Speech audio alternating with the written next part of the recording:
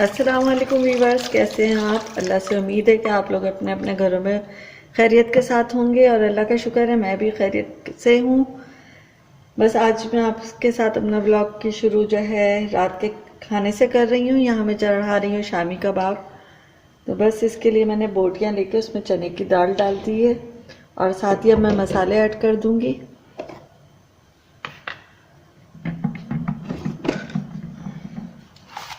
आप बताएं आपके शहर में मौसम कैसा है। हमारे यहाँ तो आज बड़ी ठंडी हवाएं चल रही हैं और काफ़ी ठंडक सी हो गई है। तो अपने अपने दरवाजे वगैरह सब बंद कर लिए। बीच में ज़रा 2-3 दिन थोड़ा सा गर्म हो गया था मौसम, लेकिन आज से फिर ठंड है। मैं पता है शामी कबाब जो है ना बोटियों से बनाती हूँ। कीमे से अब मैंने बनाने छोड़ दिए। पहले बनाती थी लेकिन मुझे लगता है बोटियों के ज़्यादा मज़े के बनते हैं, तो बस बोटियों से आजकल बनाने लगी हूँ और ये बड़े मज़े के लगते हैं क्योंकि इनमें बोटियों का रेशा भी होता है ना। और कीमा जो है बहुत बारीक हो जाता है, फिर मज़ीद ग्राइंड कर लो तो और बारीक। तो मुझे बोटियों वाले कबाब ज़्यादा अच्छे लगने लगे हैं तो मैं इसके बनाती हूँ। अच्छा, आपको मेरे ब्लॉग में थोड़ी सी आवाज़ें आती होंगी क्योंकि मैं वॉइस ओवर नहीं करती हूँ, मैं डायरेक्ट आपके साथ बात कर रही होती हूँ। मुझे ये ज़्यादा अच्छा लगता है कि जो हम काम कर रहे होते हैं उसमें रियलिटी नज़र आए कि हाँ वाकई ये काम हो रहा है। कोई अलग से ऐसा ना लगे फिनिशिंग के साथ बहुत ज़्यादा, वो वाली चीज़ नहीं है। मेरे ब्लॉग्स में जो हो रहा होता है वो दिखाती रहती हूँ मैं आपको।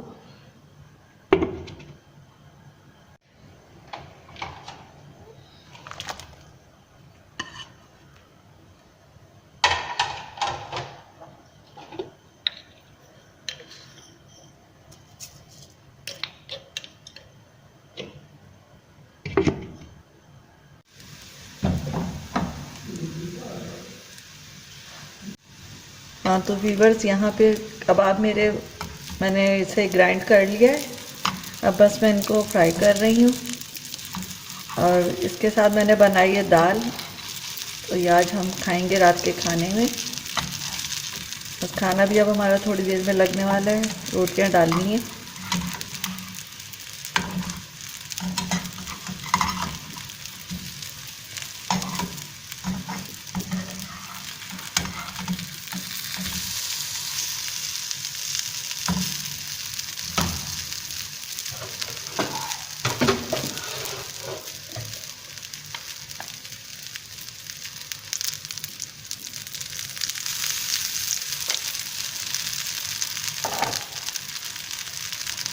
मैंने कबाब हमेशा से घी में बनाती हूँ। घी के कबाब जो है ना मुझे मज़े के लगते हैं।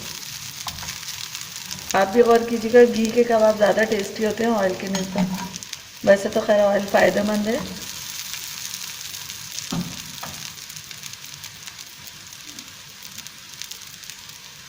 बस ज़रा से दूसरी साइड से भी क्रिस्पी हो जाए तो फिर बस इनको उतार लूँगी। इसके साथ ही मैं अब करती हूँ रोटियों की तैयारी। अभी मुझे आटा गूंदना है, ये हो रहे हैं हल्के हल्के फ्राई। इनको बहुत स्लो आंच पे रख रखा है। अब बस मैं गूंदती हूँ आटा।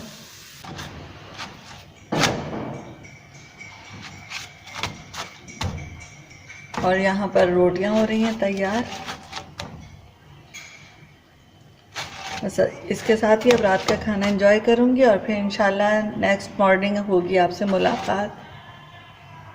देखिए यहाँ पे है नेक्स्ट मॉर्निंग और हमारे घर के अंदर तक आ रही है बहुत अच्छी धूप। और सर्दियों में तो ये धूप बहुत बड़ी नेमत होती है अल्लाह की।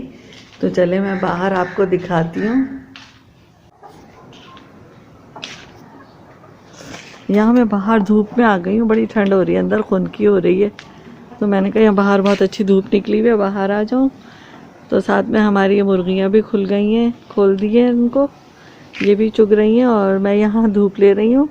और एलोवेरा पे बहुत अच्छे फूल आए हुए हैं इस वक्त, फ्लावर्स। हमारे यहाँ एलोवेरा बहुत सादा लगा हुआ है, यहाँ खुद ब खुद बढ़ता चला गया। तो चारों तरफ एलोवेरा है और इनके फ्लावर्स। धूप में खड़े होकर बड़ा मज़ा आ रहा है सर्दी में। अंदर वैसे तो घर हमारा गर्म ही है, लेकिन आज थोड़े से पता नहीं ठंडक मुझे क्यों लग रही है, औरों को तो नहीं लग रही है लेकिन मुझे बहुत ठंड लग रही है। तो मैंने कहा थोड़ी देर बाहर धूप में खड़ी हो जाऊँ। देखिए हमारी हवा इतनी है कि हमारी मुर्गियों के पर बहुत ज़्यादा हैं, पता नहीं कौन सी किस्म है, इनके पंजों पे भी पर हैं तो बहुत उड़ रहे हैं इनके पर, फ्लावर की तरह लगने लगती है। वाइट छोटी सी मुर्गी है साइज़ में, हालांकि ये सब एक एज ग्रुप के हैं। वाइट बल्कि थोड़ी बड़ी है और रेड वाले जो हैं इससे थोड़े छोटे चूज़े थे, तो लेकिन वाइट जो छोटी नस्ल की है और ये ब्राउन या रेड जो भी कलर कह लें, क्या रेड तो नहीं कहेंगे, सिर्फ ब्राउन गोल्डन ब्राउन क्या है शेड इनका, ये सबसे छोटे चूज़े थे।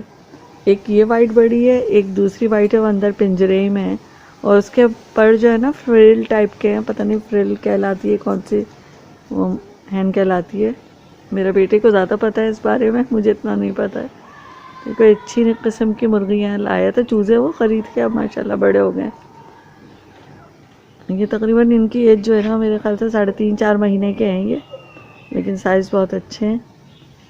और ये कि हम इन्हें फीड डालते हैं, चिकन की जो फीड आती है मुर्गियों के लिए वही डालते हैं, तो उनसे माशाल्लाह ग्रोथ बहुत अच्छी हो रही है।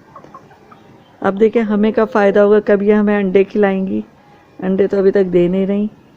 और बच्चों की वो पोएम याद आ रही है, अंडे वंडे लाया कर गाना तू मत गाया कर, अभी सिर्फ ये गाने ही गा रही हैं। यहाँ पे मज़े से मेरे हस्बैंड जो हैं धूप में बैठे हुए, और ये हमारे गार्डन की साइड का है, लेकिन हमारा गार्डन कोई बहुत अच्छा भी मैनेज नहीं हुआ है। जैसे आपने अगर मेरा इससे पहले के व्लॉग्स देखे हैं तो आपने देखे होंगे कि मैंने इसमें बताया था कि मेरे पेरेंट्स का घर है, हम लोग यहाँ पे थोड़े अरसे के लिए आए, इंशाल्लाह फिर वापस अपने ही घर पे जाएंगे।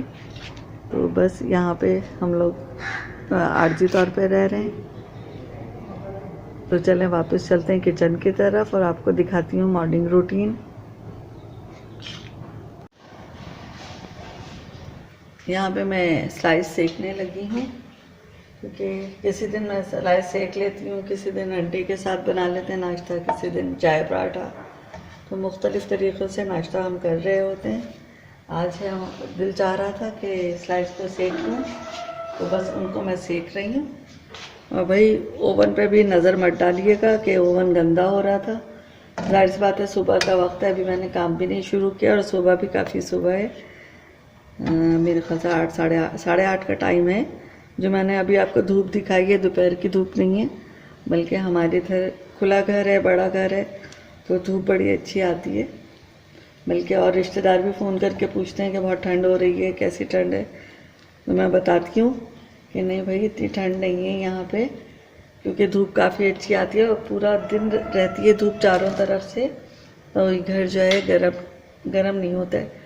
और मेरे भाई बता रहे थे कि इसमें कोई रेत होती है, शायद बालू रेत कहते हैं क्या, तो जब बनवाया था अब्बू का घर तो उस वक्त वो रेत इस्तेमाल हुई है इसके प्लिंथ में, तो इस वजह से गर्मियों में ठंडा और सर्दियों में गर्म रहता है हमारा घर, तो इसलिए बड़ा अच्छा। हालांकि इतना बड़ा खुला घर तो बहुत ठंडा हो जाना चाहिए मेरे हिसाब से, लेकिन अल्लाह का शुक्र है कि ठंड बिल्कुल, मतलब है तो ठंड ये नहीं है, लेकिन जिस तरह से सब कह रहे हैं, वैसे बाहर निकलोगे रात में गार्डन की साइड तो बहुत ठंड हो रही होती है, लेकिन अंदर से घर जो है ना बहुत अच्छा गर्म रहता है।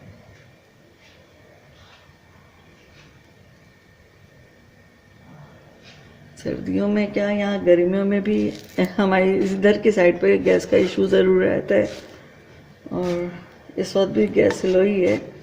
इससे पहले व्लॉग्स में भी मैं गर्मियों में आप लोगों को कह रही होती थी यहाँ गैस बहुत स्लो आती है, लेकिन मतलब साइड बात है कोई वजह, क्या वजह है, या हमारे ही इसी ओवन का कोई फॉल्ट है, क्या है नहीं मुझे पता है, गैस बहुत स्लो है। शुरू से जब से मैं यहाँ शिफ्ट हुई हूँ सितंबर के महीने से, तो मैं यही अपने हर व्लॉग में बोल रही थी गैस स्लो है यहाँ, गैस स्लो है। और ये कि अभी मेरा नेबर्स में भी कहीं ऐसा जाना आना नहीं हुआ, और मुलाकात भी हुई है तो पूछना भूल गई मैं कि गैस कैसी है यहाँ पे, तो जाऊँगी तो पता चलेगा।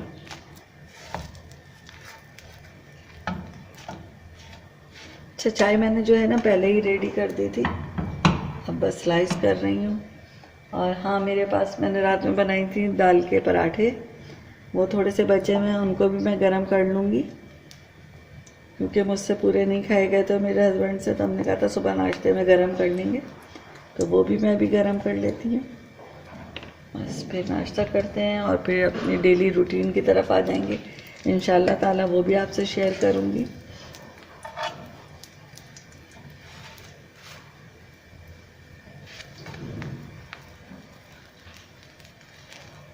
यहाँ पे मैं दाल के पराठे तलने लगी हूँ। ये हैं तो रात के बचे हुए, क्योंकि मैंने और मेरे हस्बैंड ने पूरे नहीं खाए थे। ये हुआ था कि कल मैंने शाम में पॉपकॉर्न बना लिए थे चाय के साथ, तो कुछ वो खा लिए थे। तो चाय, ये जो दाल के पराठे हैं रात में थोड़े से हैवी हो जाते हैं, लेकिन बच्चों का दिल चाह रहा था तो मैंने बना दिए थे। लेकिन हम दोनों ने थोड़ा ही थोड़ा खाया था। हमने कहा जो बचेंगे हम सुबह नाश्ते में गरम कर लेंगे। तो ये कि वेस्ट तो नहीं करनी चाहिए। और दाल के पराठे तो चीज़ ऐसी है, तो आप थोड़ी देर बाद और सुबह में भी खा सकते हैं। कोई मज़े, इतने मज़े के लगते हैं हम लोगों को, तो बहुत ही मज़े के लगते हैं। तो बस अब इनको भी गर्म कर रही हूँ और फिर नाश्ते में इनसे भी इंजॉय करेंगे।